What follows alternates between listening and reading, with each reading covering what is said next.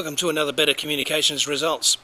Just wanted to have a thought about the difference between emotional reactions on the social media sphere and tactical or strategic, I should say, the strategic reactions. It just strikes me that because we have the tools to respond immediately, doesn't necessarily mean that we should respond immediately.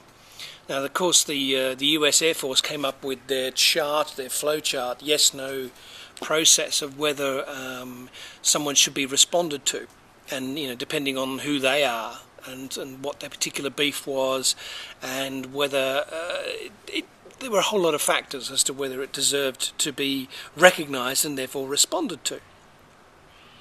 And I think perhaps with companies here in Australia who are starting down this social media path and trying to engage in the conversation that's happening around them, perhaps there's certainly a hesitance, there's a reluctance. I've noted that. I don't think I'm alone in noting that.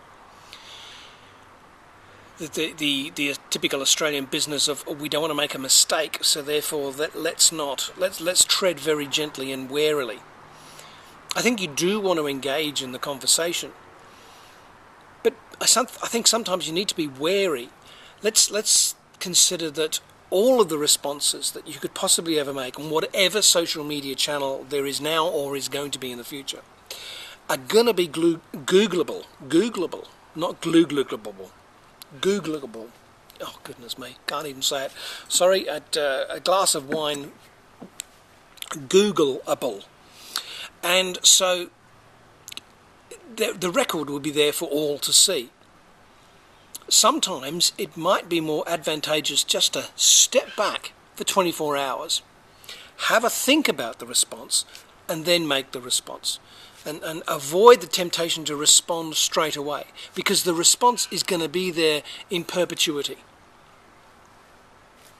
That's my fault. Sometimes you do need to react straight away. If it's a funny conversation or it's a harmless conversation, or yeah, great, and certainly engage in the conversation. But sometimes, whether the topic is good, bad, indifferent, whether it's a good, bad, or ugly post, as Intel might want to classify it, it might be worth just stepping back and saying, hang on a sec, I'm not going to respond to this straight away. I'm just going to take a pause. I'm just going to take 24 hours and go back in 24 hours' time with a more measured response. Now, the measured doesn't have to be full of corporate speak. Goodness, no. Should not be full of corporate speak. But the measured, just to give you a chance to think of what are the long-term implications of this. We live in a short-term culture. Everything's got to be delivered now. And we just stop thinking about the long-term. Let's think about the long-term, because these search engine results are going to be there for a long time.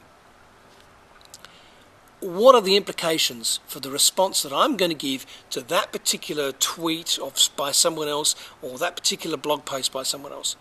What are the long-term Google implications for that? Maybe that's what we need to think about sometimes. And that's my thought for today. I'll leave that with you. I look forward to any thoughts that you have on that particular topic.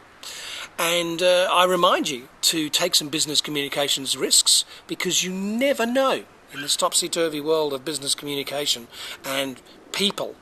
What a mix that is, people and business communication. You never know what's going to work and what's not going to work, so you might as well try everything. And secondly, communicate with passion, because if it comes across as pure corporate speak, then it's not going to inspire anyone. Okay, until next time, ta-ra.